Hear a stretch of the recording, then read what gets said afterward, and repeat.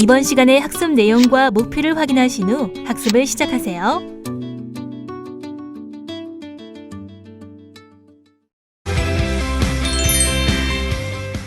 자, 저번 시간까지는 우리가 다이오드, 트랜지스터 FET에 대한 해석과 응용 회로에 대한 해석과 특성과 이런 걸 따져봤는데요.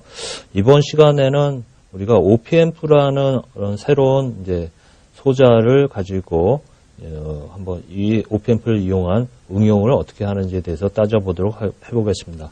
실제 OP앰프는 다이오드나 트랜지스터처럼 하나의 반도체 어떤 소자는 아니고요.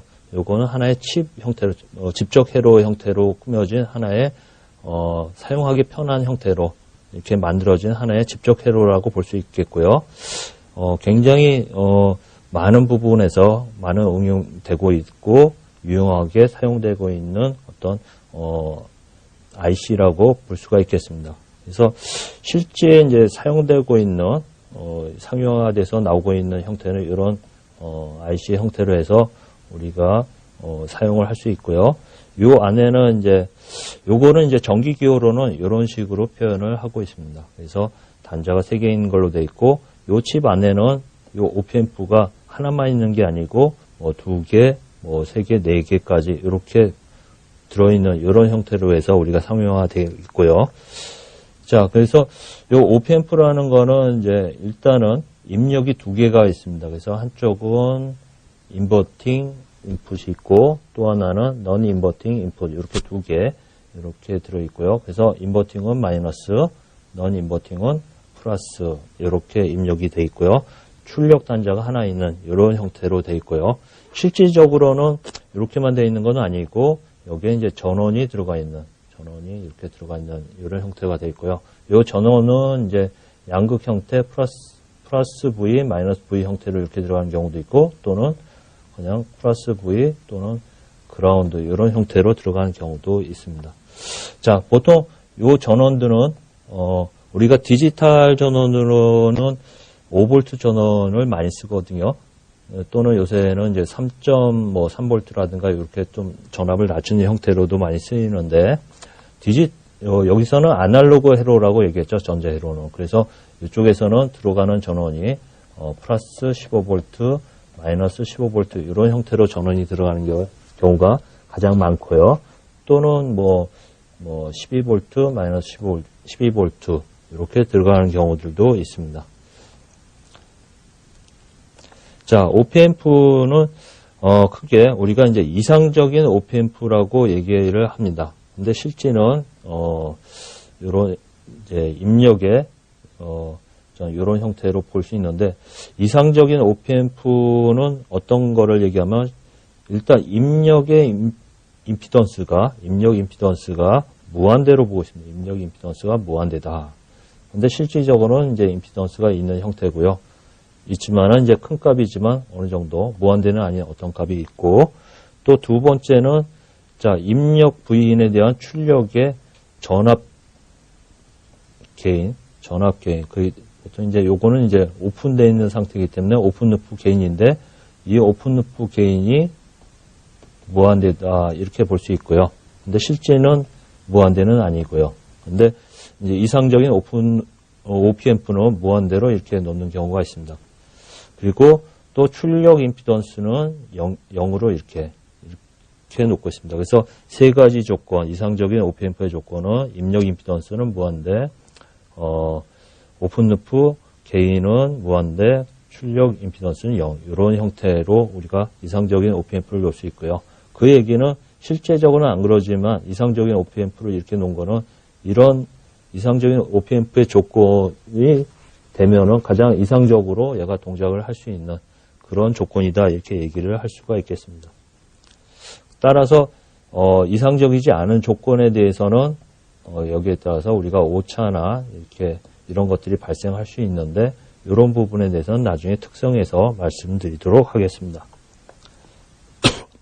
실제 OP앰프는 하나의 집적 회로라고 그랬죠. 이 안에는 여러 개의 이제 복잡한 회로가 들어있는 상태인데요. 크게 나누면은 3단계로 나눕니다. 입력 쪽에 인풋에 해당하는 스테이지하고 또는 이제 중간에 여러 개의 증폭기 개인 스테이지가 이제 여러 단이 있고요. 그 다음에 최종 출력단 스테이지가 있는 이런 형태로 이제 구성이 되어 있다 볼 수 있고요. 자, 입력 쪽 스테이지를 이제 보면, 대표적으로 입력 쪽은 이런 형태의 차동 증폭기 형태로 이렇게 구성이 되어 있습니다. 그래서 두 입력에 대해서 이런 차동 증폭기 형태로 해서 입력이 되고, 요 출력이 그 다음 스테이지로 넘어가는 이런 형태로 이렇게 되어 있습니다. 그러다 보니까 가장 이상적인 오펜프의 구조에서는 이 트랜지스터나 이런 저항이 서로가 얘네들이 완벽히 특성하고 모든 값이 같아야 되는데, 그렇게 설계를 하더라도 뭐 제작을 하면은 실질적으로 이 트랜지스터 Q1하고 Q2는 완전히 완벽하게 같을 수가 없고 약간의 차이를 나타내게 되어 있습니다. 특성의 차이를. 그러면 그런 특성의 차이는 결국은 출력에 우리가 오차를 발생하는 어떤 요인으로 특성의 이제 성능의 저하를 갖고 올 수 있는 그런 요소로 작용을 할 수가 있다는 것을 미리 머릿속에 가져가시기 바랍니다. 자, 이제 앞서도 얘기했죠. 오픈 루프 게인 뭐 이런 얘기를 했는데요. 자, 오펜프에서 따지는 게인은 주 목적이 얘도 증폭기 쪽에서 먼저 주로 응용을 하고 있는데, 그러다 보면 그 게인이 뭐 증폭기 게인이나 이런 거를 봤을 때 우리가 오픈 루프 게인 또는 클로즈 루프 게인 이렇게 얘기를 하고 있습니다. 그래서 그래서 오픈 루프 게인이라는 거는 말 그대로 지금 요렇게 돼 있는 상태, 오픈되어 있는 상태에서 입력 쪽, 입력 두 개 입력 쪽에 양단의 전압이 V인 2인이면은, 자, 그런 양단의 전압이 V인으로 들어오면은 출력 전압 Vout은, 자, 그 B가, V인에 대한 Vout의 B가 오픈 루프 게인이라고 얘기를 합니다. 그래서 오픈 루프 게인은 실질적으로 뭐 수천에서 작으면은 수천에서 크면은 수백만에 해당하는 정도로 굉장히 큰 값을 갖고 있고요. 이상적인 경우는 얘가 무한대가 되면은 가장 이상적이라고 얘기했죠. 자, 그렇기 때문에 만약에 입력이 예를 들어서 0.1mV가 양단 전압이 0.1mV다. 그러면 자, 오픈 루프 게인이 예를 들어서 자, 한 10만 정도다. 그러면 우리가 출력은 Vout은 어떻게 될까요?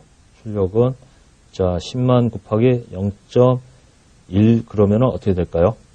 빠지고 100만으로 놓을까요? 그러면은 빠지면은 자, 출력이 100V가 출력이 나오는 식으로 되겠죠. 요 식 자체로는. 그런데 그렇게 나올 수는 없고요. 얘는 결국은 포화가 되어 있는 상태이기 때문에 100V까지는 안 가고 여기 외부에 닿는 전압이 15V 마이너스 15V면은 자, 100V가 아니고 플러스 15V로 그냥 출력이 나오는 형태. 여기는 플러스 15V로 포화돼서 나오는 형태로, 이렇게 나오는 형태로 동작을 한다는 겁니다. 그래서 이런 식으로 오픈되어 있는 상태에서는 우리가 미세한 입력 전압에 대해서도 출력이 바로 포화가 되고 이런 형상을 발생하기 때문에 이 자체로서는 이제 증폭기로 응용할 수 없고요. 자, 일반적으로 우리가 사용하고 있는 거는 이런 클로즈 루프 형태로 이제 결국 출력에서 입력적으로 피드백을 받는 형태의 클로즈 루프 형태로 해서 우리가 증폭기나 이런 거를 응용을 하고 있습니다. 그래서 왜 요거에 대한 회로 해석은 뒤에서 설명을 드리고요. 어쨌든 이런 형태를 해주고 있고, 결국 피드백을 받는 거는 일반적으로 증폭기인 경우에는 자, 마이너스 인버팅 입력적으로 피드백을 받는 게 일반적이다라는 거를 이제 숙지해 주시기 바랍니다.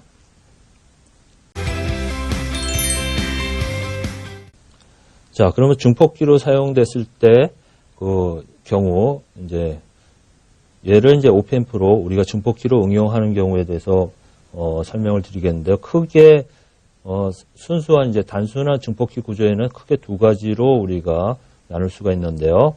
하나는 인버팅 앰플리파이어, 그러니까 반전 증폭기하고, 또 하나는 non-inverting amplifier. 그래서 비반전 증폭기 이렇게 두 가지로 우리가 나눌 수 있고요.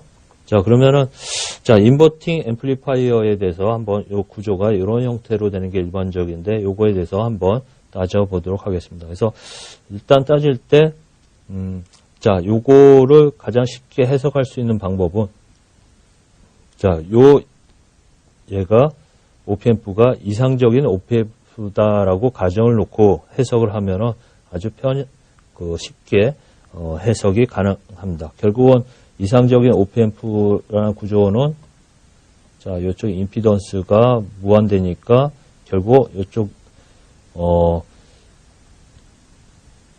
OPMP 입력으로 들어가는 전류는 0이 되겠죠. 그래서 결국 여기에 흐르는 모든 전류는 OPMP 쪽으로 안 들어가고 다 이쪽으로 가는 이런 형태로 우리가 놓을 수가 있고요.